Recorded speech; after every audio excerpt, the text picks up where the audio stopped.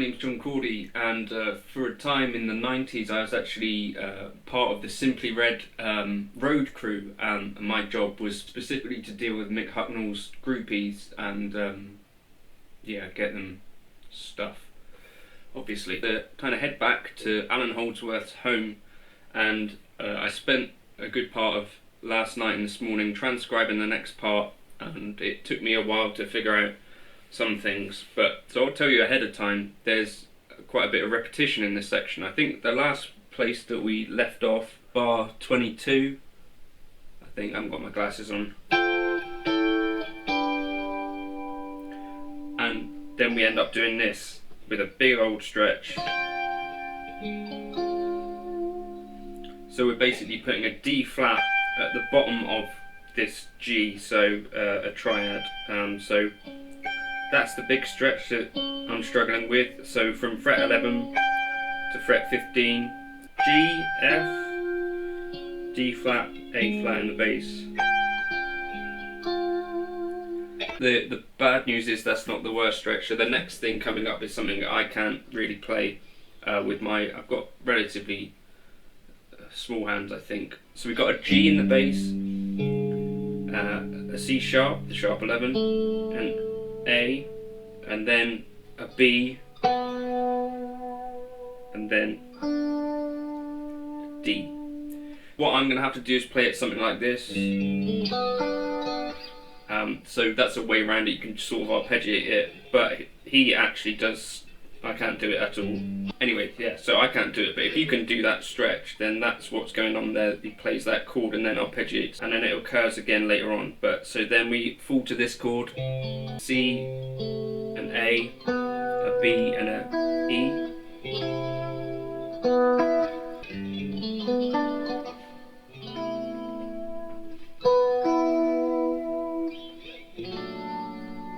So after this kind of C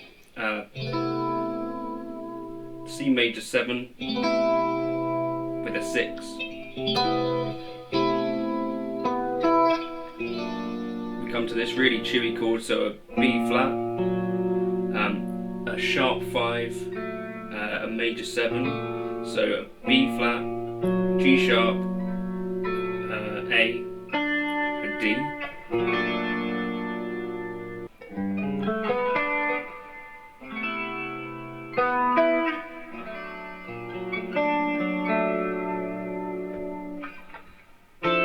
And then relax as we play a chord which is actually normal-ish. So we've got an F, a D, an E, and an A. So you could think of that as maybe like an F6. Really pretty one that, actually. I'm going to use that elsewhere. So that.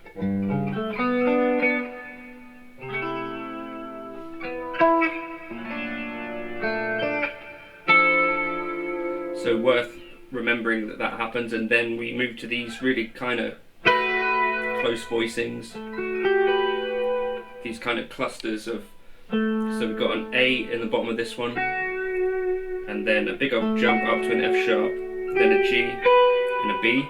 And we move that whole cluster up diatonically, so we then got a B, a G, an A and a C.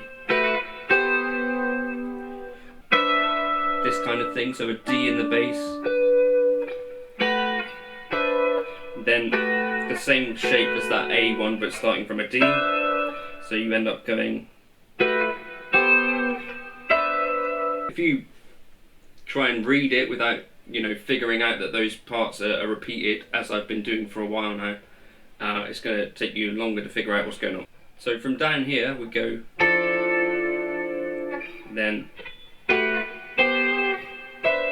So the really cool thing about this is I've just been editing and I've shown you this part wrong, so I'm just going to show you it quickly again. So this part, so we start off with the F major 13, jump up to the chord clusters, up diatonically, a jump to the next chord cluster starting from the D, and then playing E flat major 13. So you're kind of going from here eventually to here. So I'm going to think of it as a G flat, and say that we're in D flat major. So we got a G flat, a D flat, then the 6, which is an E flat, and then B flat in the top. So yeah, this next part's a really, really sweet movement. So if you stop using your pinky, we move down to an F, a B flat, a C, and then in top an F sharp or G flat. And then there's a quick passing chord. So that again, that movement. So just drill that, taking away your pinky.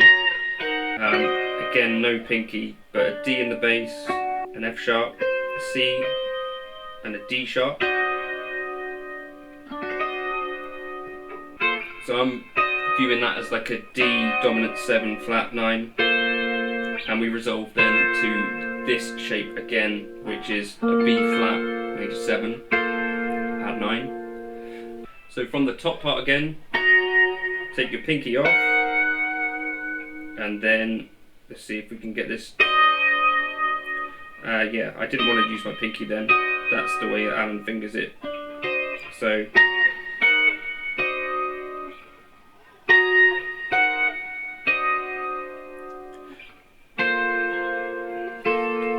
then down to this kind of the prettiest part of the song, I think, or one of. So we've got a B flat, an F, an A, and a C.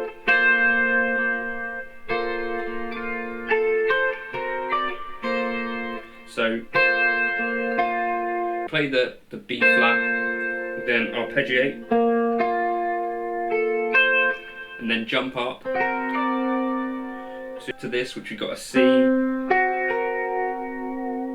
an F sharp, a B flat, a C, and a B flat, and I kind of think of that as like a minor 4.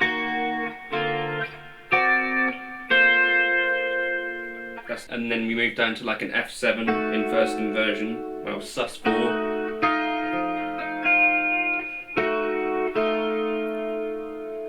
Okay, and then what you'll notice happens is that we repeat that whole section again, but like a semitone up.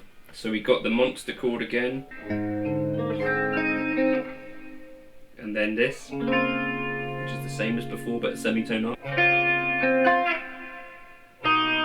So identical again, just a semitone up.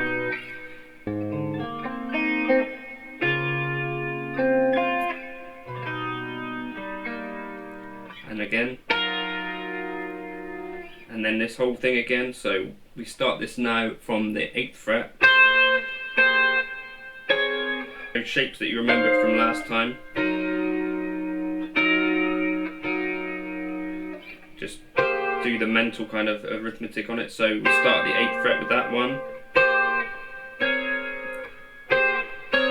then move that up diatonically, and then jump up to the 13th fret for the next one.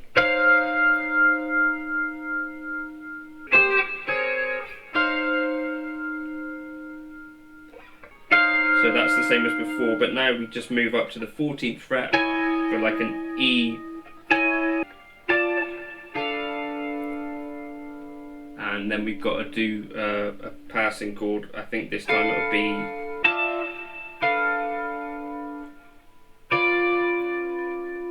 and so we then end up on this kind of C sharp 7 flat 9, and we resolve to the A,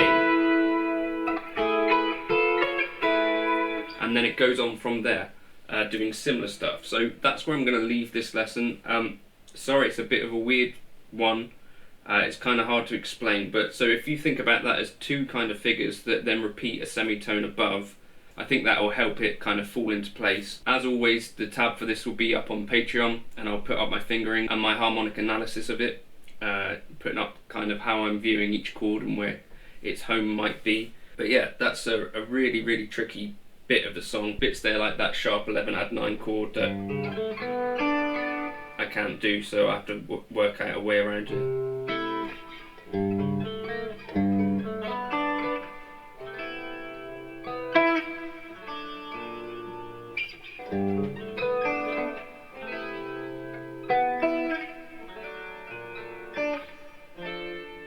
So yeah, as I say, really tricky, this part, so give it some time. But in particular, that kind of chord I really dig from this section, and that movement. So even if you just take away those two little things, I think it's worth checking out this particular piece. Yeah, so thank you for watching. Hopefully this is vaguely interesting. The next section has got some really cool stuff, and then I think we'll be done with this song in general anyway. There's parts 1 and 2 I've already covered, but so this is how I think he's playing it based on watching his fingers in the live version. So yeah, hopefully that's vaguely useful. Thank you for watching. Cheers.